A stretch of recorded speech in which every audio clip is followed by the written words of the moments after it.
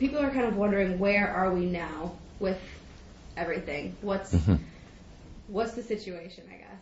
Well, the situation now is that there have been, from committees in both the House and the Senate, proposals.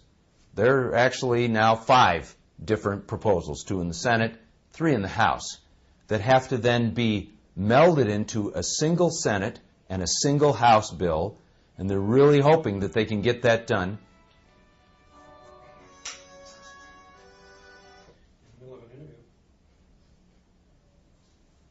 There are 2 proposals that will come out of the Senate and the House. The Senate proposal has 2 committee recommendations that need to be melded into one Senate proposal, and the House has 3 committee views that need to be melded into one bill in the House. Then they each have to pass the Senate and the House respectively, and then in a joint committee, the differences between the bills, and there will be many differences, have to be reconciled to the point that not only the reconciled bill will pass the House and the Senate, but that the President will sign it. So although there is great hope within the next couple months that a bill will get through that process and get passed by the House and Senate so it can be signed by the President, many more people are saying overall health care reform is less likely to get passed in that time, and more likely a smaller version, one that addresses access, insurance coverage reform, maybe some proposals for some pilots in payment reform. They may end up being what gets passed, and then these other pieces left for later this year or the next year. Someone asked if the structure of payment for certain tests and things like that was going to be like how Medicare is paid, and how that's going to work.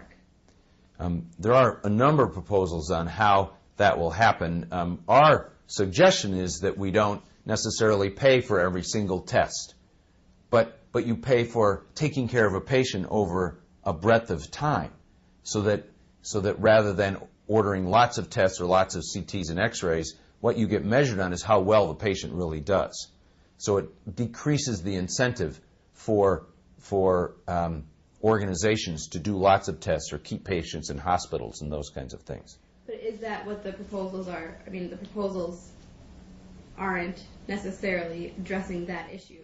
There are pieces of that in the proposals. There are a number of things that are in there. For example, in our region, our payment levels for tests or visits are 20, 30, 50% less per visit or per test than you'll find in New York or Massachusetts or Florida or California.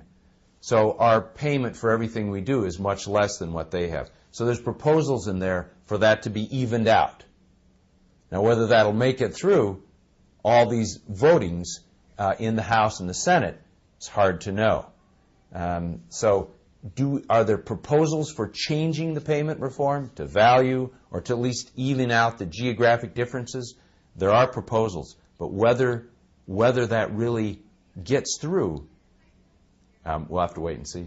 If it doesn't, I mean, that would be a huge financial loss for hospitals in our area, right? If we don't change anything at all, our healthcare institutions in the whole upper Midwest are remarkably disadvantaged compared to the people on the coast.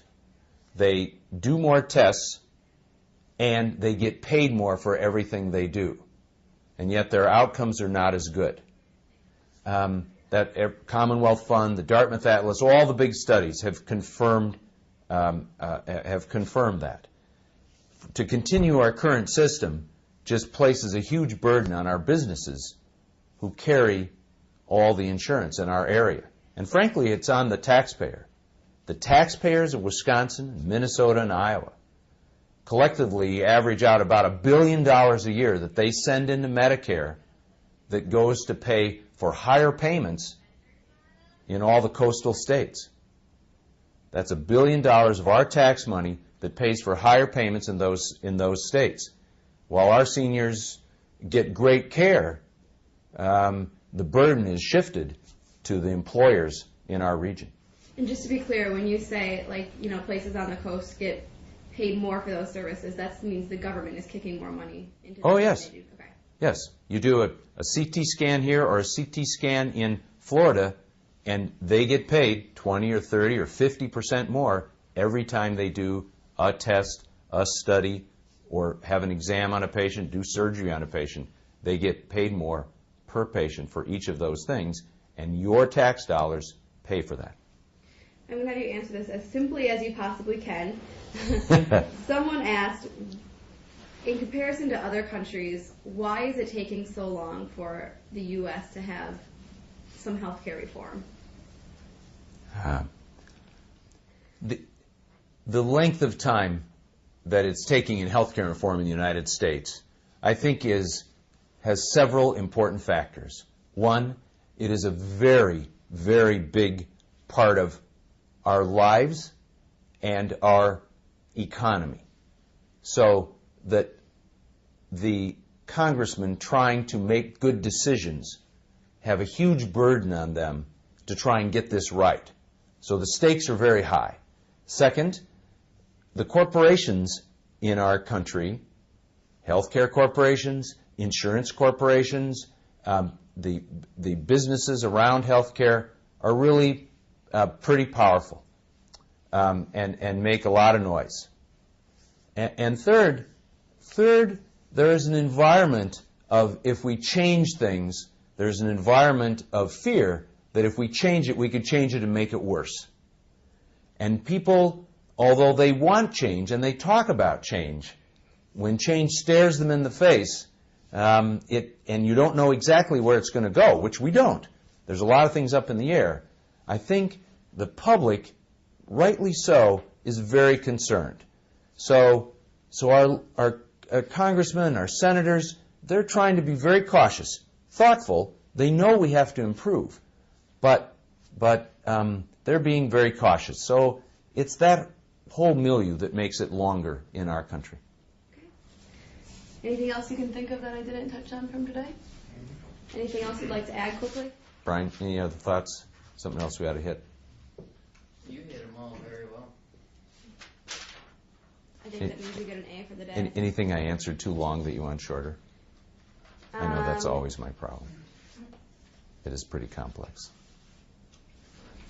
I guess just maybe the will my taxes go up question. Okay. You know, the will my taxes go up question. The question is, will your taxes go up, is a very good question. One of the big issues that's driving health care reform is that as the baby boomers move in, if we don't change what we're doing, if we don't tremendously change how health care is delivered, how healthy the population is, and what we do, then the cost of taking care of Medicare age individuals is going to go up trillions of dollars in the next 2 decades. So if we don't change, your taxes absolutely will go up. No doubt about it. That's why we need to modify what we're doing and how we pay for health care. In the short run, initial changes in health care proposed might not change your taxes. But if we don't make major changes in how we organize health care, then undoubtedly they will go up.